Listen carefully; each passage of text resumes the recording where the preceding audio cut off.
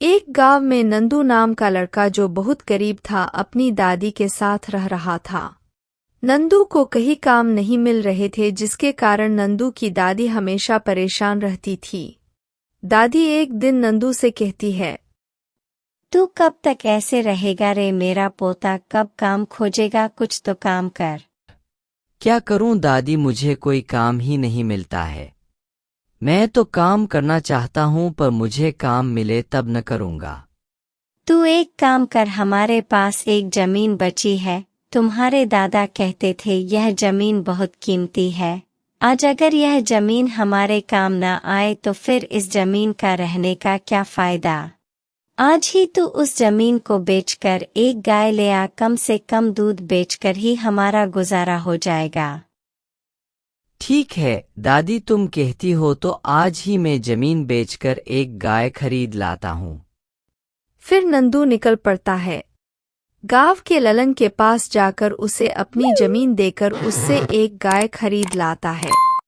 नंदू गाय की बहुत सेवा करने लगता है, उसे प्रत्येक दिन मैदान में चराने के लिए ले जाता और कभी कभी घर पर ही लाकर उसे भूसे घास खाने को देता। तब भी नंदू की गाय दूध नहीं देती।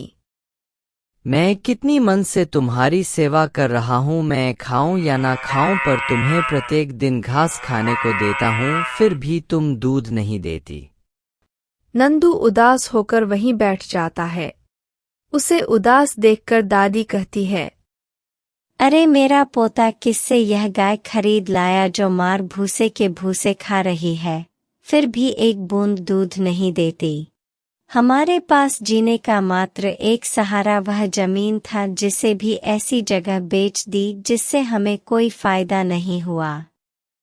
अगले दिन नंदू हर दिन की तरह गाय को घास खिलाने के बाद गाय को घर लाकर खूंटे से बांध देता है और गाय से कहता है, जब तुम दूध ही नहीं देती तो तुम्हें मैं घास चरने के लिए क्यों ले जाऊं, अब मैं तुम्हें यहीं पर घास लाकर दूंगा, इस खूंटे से बंधे बंधे तुम घास खाना।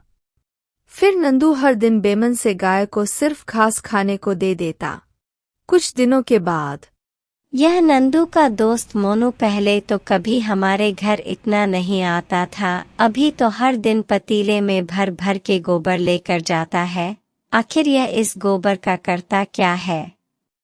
फिर दादी घर के अंदर जाकर नंदू से कहती है, तेरा वह जो दोस्त मोनू है अभी रोज हमारे घर आता है और पतीले में गोबर भरकर ले जाता है।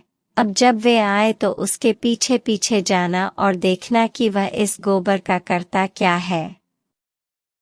दूसरे दिन मोनू जब पतीले में गोबर भरकर ले जा रहा होता है तो नंदू भी उसके पीछे पीछे लग जाता है।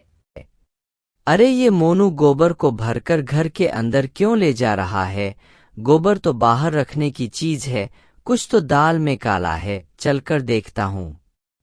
फिर नंदू खिड़की से छिपकर देखने लगता है। बेचारा नंदू कितना मूर्ख है, गाय को घास खिलाने में जितनी मेहनत कर रहा है उतनी मेहनत अगर गोबर उठाने में कर लिया होता तो आज ये हीरा उसके पास होता। अच्छा है उसे पता नहीं है, नहीं तो इतना सारा हीरा तुम्हारे पास कहाँ से आता। नंदू उनकी बातों को सुनकर दौड़ा दौड़ा घर आता है। दादी दादी जल्दी बाहर आओ।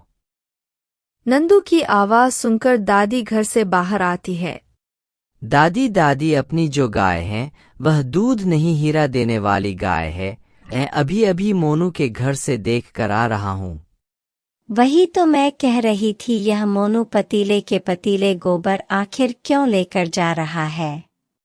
फिर दादी और पोता गोबर देखने जाते हैं। उन्हें भी चमचमाती हीरे दिखाई पड़ती है। हीरे देखकर नंदू गाय से कहता है, मुझे माफ करना, मैं तो तुम्हें बेकार समझ रहा था, लेकिन तुम तो कई गुना कीमती हो।